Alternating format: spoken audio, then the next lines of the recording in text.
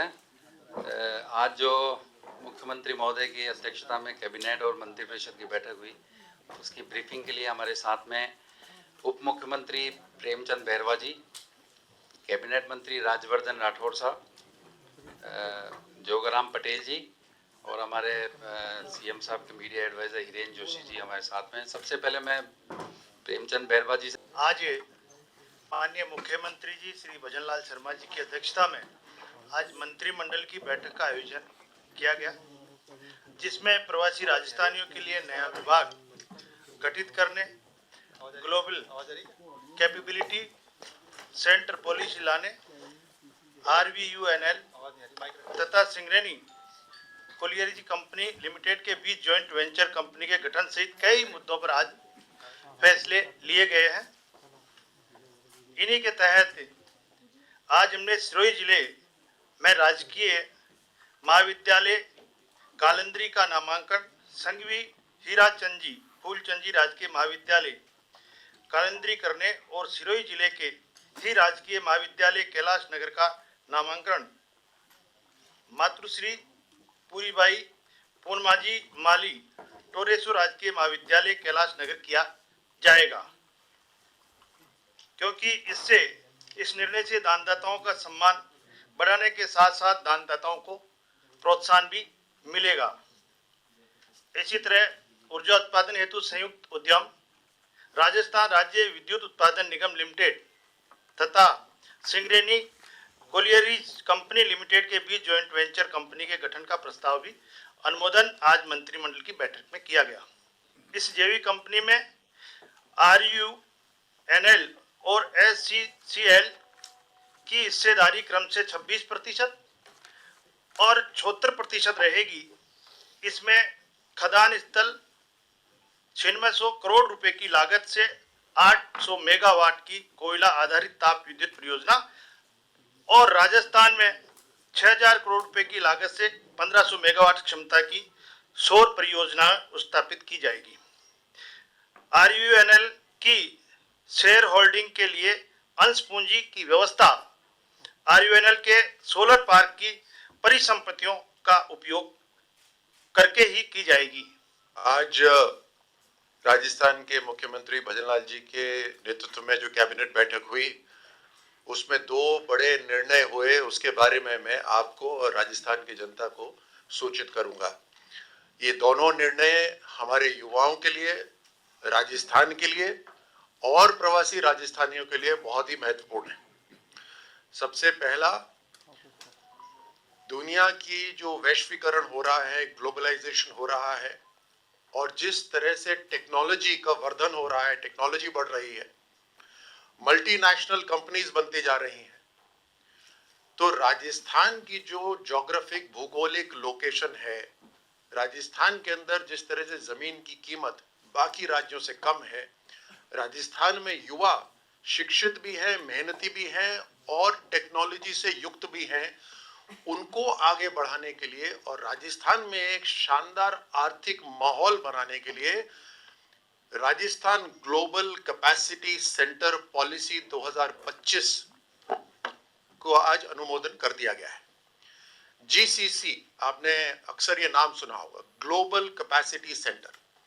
Multinational companies अपना research करने के लिए, डेटा को संग्रहण करने के लिए, डेटा को इस्तेमाल करने के लिए, हाईटेक ट्रेनिंग करने के लिए और इंटरनेट को ज्यादा से ज्यादा इस्तेमाल करते हुए कैसे व्यापार बढ़ाया जा सकता है, उसको करने के लिए ग्लोबल कैपेसिटी सेंटर पे निर्भर रहती है। ये ग्लोबल कैपेसिटी सेंटर के अंदर हजारों लोग काम करते हैं। इसके लिए जमीन की जरूरत होती है और मैन पावर यानी स्किल्ड मैन पावर की जरूरत होती है। इसके लिए जो हमने पॉलिसी बनाई है उसको बहुत आकर्षित बनाया है। उसमें अनेकों इनको लाभ मिलेंगे, जैसे कैपिटल सब्सिडी मिलेगा, जमीन के ऊपर जो एक्साइज ड्यूटी स्टैंप ड्यूटी लगती है उसके ऊपर सब्सिडी मिलेगा, बिजली की जो खपत होती है, बड़े बड़े कंप्यूटर लगते हैं उसके ऊपर बड़ी मात्रा में सब्सिडी मिलेगी, लैंड कन्वर्जन करने के लिए सब्सिडी मिलेगी और 2000 से ज्यादा जो हमारे युवाओं को रोजगार देगा उनको एक खास तौर से अलग सब्सिडी दी जाएगी। इस तरह से देश के अंदर प्रधानमंत्री मोदी जी का जो विजन है उस दिशा में चलते हुए कि 2047 तक विकसित राष्ट्र बने और हमारे नौजवानों को काम करने के लिए सबको कोई ना कोई स्थान मिले, 2030 तक हम 200 GCC global capacity centre Rajasthan में बनाने का लक्ष्य लेकर, जिसमें तकरीबन 1.5 लाख रोजगार सृजित होंगे और भारत के अंदर जो जीसीसी का $100 अरब का जो मार्केट है उसके अंदर राजस्थान अपनी बड़ी भूमिका निभा सके, उसके लिए बहुत महत्वपूर्ण निर्णय। दूसरा निर्णय ये भी राजस्थान के प्रवासी राजस्थानियों के लिए बहुत महत्वपूर्ण है। मुख्यमंत्री जी के नेतृत्व में जो बैठक हुई उसमें आज डिपार्टमेंट, एक नया विभाग बनाया गया राजस्थान के अंदर, department of domestic and overseas Rajasthani affairs, राष्ट्रीय एवं अंतर्राष्ट्रीय प्रवासी राजस्थानी कार्य विभाग। अब प्रवासी राजस्थानी चाहे दूसरे राज्यों में रहते हो या दूसरे देश में रहते हो, उनका ऑफिशियली राजस्थान के साथ एक कनेक्शन हो जाएगा, एक सिंगल प्लेटफॉर्म बन जाएगा जिसमें उनकी समस्या या सामाजिक रूप से, आर्थिक रूप से और उद्योग से संबंधित जो भी उनकी शंका होगी या भाव होगा, मन होगा, उसको आगे बढ़ाने का एक मंच हो जाएगा। ये हमारे जो आर्टिस्ट हैं राजस्थान के, उनको भी इसी माध्यम से अब ग्लोबल मंच मिलेगा, क्योंकि प्रवासी राजस्थानी हर देश के अंदर है। अक्सर राजस्थानी जो बाहर रहते हैं, खासतौर से दूसरे देश में रहते हैं, उनके परिवार में जब कोई समस्या होती है तो उनको समझ नहीं आता किसको फोन करा जाए। अब एक ऑफिशियल तरीके से एक प्लेटफॉर्म बन जाएगा जहां हर जिले के अंदर अधिकारी तैनात होंगे जो उनकी समस्याओं का समाधान करेंगे। उसी के साथ साथ हमारे इंडस्ट्री के अंदर उद्योग हुआ, सर्विसेज हुए, इन सब के अंदर अगर वो अपना पूंजी निवेश करना चाहेंगे तो उनके लिए ब्यूरो ऑफ इन्वेस्टमेंट प्रमोशन जो उद्योग में है वो तो है ही, बट उसके साथ साथ ये जो मंच होगा, ये जो प्लेटफॉर्म होगा, ये अलग से डिपार्टमेंट होगा, ये पूरी तरह से उनकी काम को आगे बढ़ाने के लिए काम करेगा। तो आज दो महत्वपूर्ण फैसले, लेकिन एक ही विजन, वो है हमारे युवाओं को टेक्नोलॉजी से जोड़ना, हमारे प्रवासी राजस्थानियों को राजस्थान से जोड़ना और राजस्थान की एक ग्लोबल इमेज बनाना, चाहे वो जीसीसी से बने या हमारे प्रवासी राजस्थानियों के माध्यम से बने। अब मैं जोगाराम जी से आग्रह करता हूं कि कैबिनेट के अन्य निर्णय वो आप तक सूचित करें। आपको हमारे साथी मंत्री और जिनके नेतृत्व में राजस्थान ने एक बहुत बड़ा उद्योग क्षेत्र में परिवर्तन और खेल के क्षेत्र में अचीवमेंट प्राप्त किया है, ऐसे ही हमारे डिप्टी सीएम साहब आदरणीय प्रेमचंद जी बहरवा साहब ने भी आपके समक्ष रखा। एक विषय जो हमारे लिए सबसे जरूरी है कि हम प्रदेश में अक्षय ऊर्जा में देश में सर्वश्रेष्ठ बनने की ओर अग्रसर है और इसमें सबसे उपयुक्त वातावरण, स्थान और परिस्थिति हमारे पास उपलब्ध है वो राजस्थान में सौर ऊर्जा में। हम निरंतर सौर ऊर्जा में जो भी प्रतिष्ठान आ रहे हैं, लैंड अलॉटमेंट में उनकी पूरी सुविधा दे रही हैं और उनसे अपेक्षा कर रहे हैं कि वो निर्धारित अवधि के अंदर अपना प्रतिष्ठान स्थापित करें और अपना बिजली उत्पादन प्रारंभ करें। और इसके लिए आज दो कंपनियों को, एक तो कणीसर है पूगल तहसील में, उसमें 161.45 हेक्टेयर भूमि और एक रावत बाटा की तहसील में खरनाई गांव है, उसमें 356.25 हेक्टेयर भूमि के आवंटन की परमिशन दी है, जो हमारी शर्तों पर है। भूमि आवंटन निर्धारित अवधि में कार्य प्रारंभ करे, लीज है, पेड़ कटाई का विषय है, इन सब के आधार पर।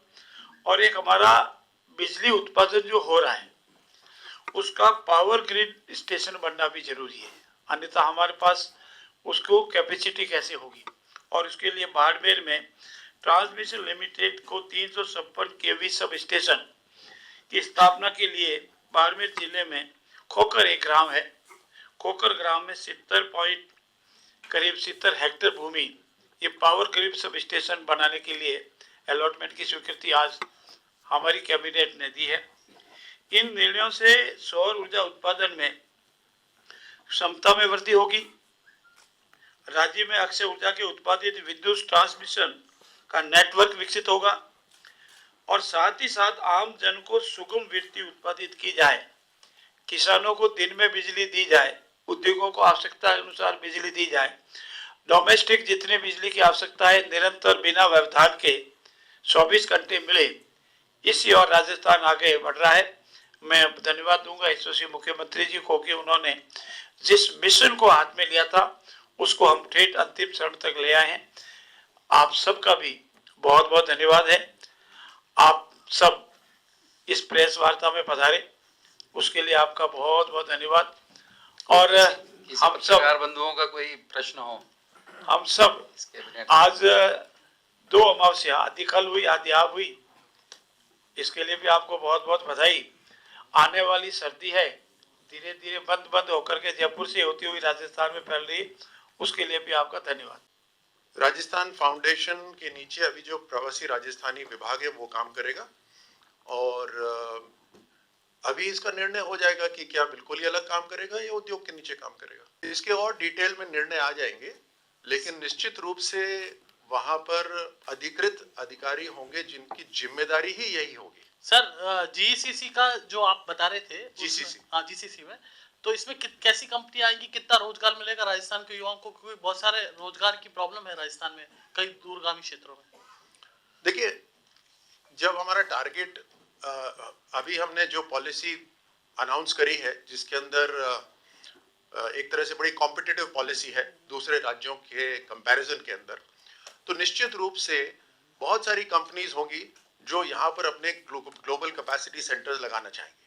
और आपका मैं ध्यान आकर्षित करता हूँ कि मल्टीनेशनल कंपनीज के लिए जो जीसीसीज हैं वो ज़्यादातर इंडिया में है, क्योंकि आईटी संबंधित जो ह्यूमन रिसोर्स है, जो संसाधन है वो हिंदुस्तान में है ज़्यादा और कीमत कम है बाकी राष्ट्रों से के मुकाबले में।